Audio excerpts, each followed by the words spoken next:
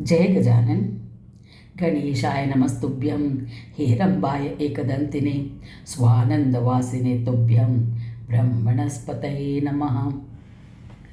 With humble pranams to all Paramacharyas, Acharyas and Gurus, let us continue with the discussion of Yogasara, part 2 of Vinayaka Rahasyam.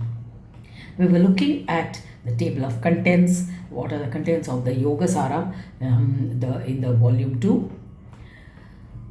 We saw up to the 9th chapter where Ganaka Rishi had concluded his Vijay Yatra in spreading the knowledge of Ganesha. In the 10th chapter, we have the Rishis who went up to Brahma and requested him to narrate how Vyasas came into being. That how this concept or this position or status of Vyasa. Vyasa, as we know, is a position where we have Vyasa every Dwapara Yuga. Every Dwapara Yuga, whenever there is a destruction of scriptures, the Vedas, Vedanta, the rishis from Tapoloka come and they take birth as they take birth and reclassify. So one of them is appointed as Vyasa. Vyasa, sometime the Veda Vyasa, he was an incarnation or ancient part incarnation of Mahavishnu. So the rishis, they went up to Brahma and asked about this position of Vyasa. So Brahma replies, in order to attain knowledge, the Daityas also do tapas to Brahma. The victory of this Ishwaras and others, then they also pray to Saraswati for giving the power of concentration. So all these are the contents of the 10th chapter, where Brahma assures that all things are possible in eternity. They once again pray to Brahma that if Sama or an individual or part of me or mind entertains a desire to conquer or embrace naked women with left arm or who eat meat, that is Vamapanthi log, then will they become separated from Dharma? Will it be considered adharmic? Can Brahma also become like that? Means can Brahma also be influenced to become like that? So Rishis asked this question to Brahma. So the intelligent Danavas put devas, human beings, and those who are attracted to knowledge in prison. So Ganaka narrated the rituals for performing a yagna for destruction of Daityas. This happens usually when the Daityas, the people who are evil-minded, overpower the right-minded people. So they capture them, influence them, or put them in prison. They don't allow to perform the yagna, yagas, or studies or education. And so there comes a time when the rishis and the people who are suppressed in this manner, they pray to God. And when they pray to God, the God guides them. And how do they pray? They perform various rituals. So Ganaka Rishi is narrating the various rituals for performing yajna yagas in order to destroy these daityas when they become overpowering. So there's a description of Uchishta Ganapati who is invoked in such a yajna. Devas prayed to the chief of Munis, Ganaka Muni, who instructed Heramban Nath Sharma into the Heramba philosophy. They prayed to Saraswati with Uchishta Ganapati who destroyed the Daityas. So when the Daityas become overpowering and they suppress the Devas, a yaga is performed to Uchishta Ganapati and Saraswati. After the calamity, Vyasa became equipped. Then Vyasa divided and reclassified Vedas, Puranas, Upapuranas. He composed the Vedanta Shastras, he composed the Mahabharata and other poetic works. So then the question arose, who was the creator of Itihasas and Puranas? So the question was put forth by the Munis to Keshava. What is the meaning of the about the Mahabharata war? So Brahma replies, when the Munis had asked Keshava, Brahma is replying to the Munis, it is for destruction of evil and the deceptive people. It is generally a war, a battle between for establishment of good and destruction of the evil. So that is what is highlighted in the works such as Mahabharata, Brahmajnana Sukhodayam, Shiva Rahasya, Vidya Rahasya, and Ramayana. These are the five main Itihasa Puranas, the compositions which highlight the victory of good over bad. These are the contents of the 10th chapter. Then the 11th chapter, Shaunaka and other Munis, Rishis, ask Vyasa in the Naimisharanya forest. So, narration of the 63 Upapuranas. Then, here in this chapter, we have a discussion of how these Puranas were written, how the Upapuranas were written, how they were how the titles were coined or framed. So these are the contents about the structure or the classification of Puranas.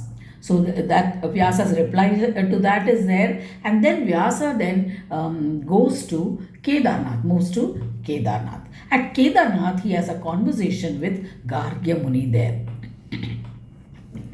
So Shatanaka's question to Vyasa was, what was the purpose of writing Mahabharata? Whose glory is greater between Shiva and Vishnu, as described in Mahabharata according to Shatanika. So Vyasa preaches Mithila at Mithila. Then after explaining, answering these questions to Shatanika, Vyasa then proceeds to Mithila. So in the 12th chapter, we have the discussion with King of Mithila and Vyasa, where Vyasa is teaching them about the beginning of Vedic rituals, how the rituals were, the religion which was followed by Buddhists. Vyasa repudiates the Buddhist doctrine. After that, he leaves for Kashi. Then the 13th chapter, we see Vyasa discussing about the Sankhya philosophy at Kashi. He has conversation with believers in karma, conversations with bhaktas, jnanamargis, conversations with Parsik, Yavana and Turushka. In the end, there's also conversation with the scholars in Shabda Brahma. Then in the 14th chapter, Vyasa travels to Avanti Nagar, where the residents ask questions on the Pancharchana, Smartas, Shuddha Advaita, and the practices, rituals involved there. Then he goes to meet Shuka with Durmil Gaudapada, where there's a conversation between Shuka and Vyasa.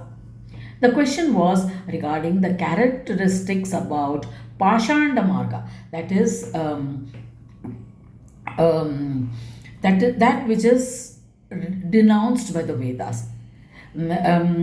Questions regarding the defects in Vedic rituals, and then we have a conclusion of Vyasa's commentary on this.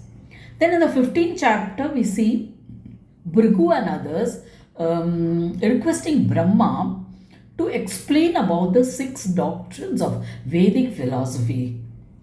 Vyasa's question to Narayana.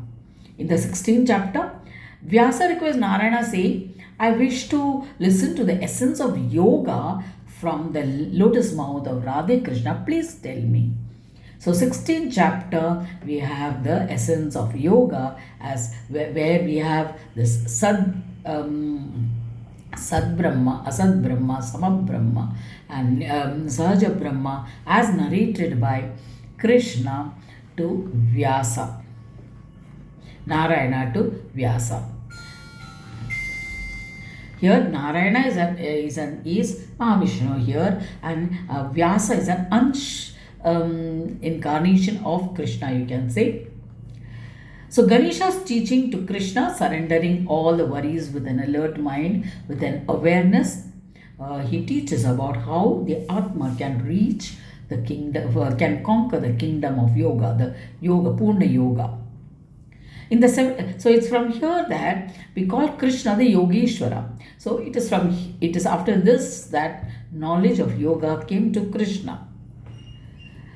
The 17th chapter, we see the discussion of the kingdom of yoga by Sri Krishna, narration of Jnana Yoga by Sri Gajanana. 18th chapter, we have the Ashtanga Yoga Sadhana, where we have the 8 limbs of yoga, namely Yama, Niyama, Asana, Pranayam, Pratyahar, Dharana, Dhyan, and Samadhi. There is also the yamas, the 10 yamas that are described, which are namely Ahimsa, Satya, Asteya, Brahmacharya, Daya, Arjyam, Kshama, Dhruti, Mithahar, and Shaucha. These 10 are described in greater detail what each of them contains. That's the content of the 18th chapter. Each of the yamas that are required, that is certain basic practices to get the physical body, the gross body and the subtle body ready for going into advanced practices in yoga such as Dhyan, Dharana, Samadhi. There are also certain niyams, that is they are tapas, contentment, astikya, generosity, that is dana, worship of God, listening to philosophy, reem, mati, japa, vrat. All these are niyams, that are rules or disciplines that a yoga sadhak has to follow before he can go into advanced practices. So here again, each of these practices are described in detail, including the asana, how a person should sit so that you have your spine erect, the neck erect, and they are in line so that it facilitates movement of energy upwards, and also it facilitates steadiness of the body. Then there are various practices of pranayama. Then also pratyahara, that is control, that is holding back, restraint. Dhyan, meditation, dharana, restraint of senses, sense organs. All these are discussed in this chapter, 18th chapter. In the 19th chapter, there's a discussion on Upasana Yoga. Upasana means worship, sitting next to the idol of the deity and performing worship. So after being initiated into the Jnana Marga, then there is worship, that is bhakti and karma marga. It is segregated into what is best, and there's a discussion about 3 of them, that is Sri Radha Krishna had darshan of Sri Ganesha. There's also a discussion of the essence of yoga and merits. Then the 20th chapter gives a reply of Sri Ganesha. In 21 answers, consisting of 100 sentences to questions by Vyasa, king of Vedas, as he heard them. So these are the contents of the 20th chapter. Then earlier Vyasa had said that he too had asked the same questions to Pushti Ganesha. With that, Bhrigu and others had asked Brahma. That same questions Vyasa had also asked Pushti Ganesha. So that discussion is also there in this 20th chapter. Then there is a discussion of the Mahavakya, that is the statement Prajnanam Brahma.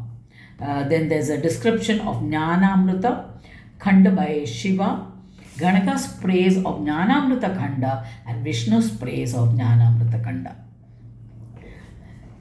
So darshan of these great men will get rid of all sins, bring wakefulness, we become awakened, alert, aware, mental health and victory. This is a special blessing that will be bestowed on one who reads this Yoga Amrita Shastra or the Yoga Sara of the volume 2 of Vinayaka Rahasyam. So I offer this translation to this to the Kanchipuram Pitathipati Jagadguru, who made this book available for all the devotees, all the sadhaks, so that they can uplift themselves and surrender and practice these various sadhanas that is mentioned in this book. We shall continue with this discussion in the next session. Jai Gajanan.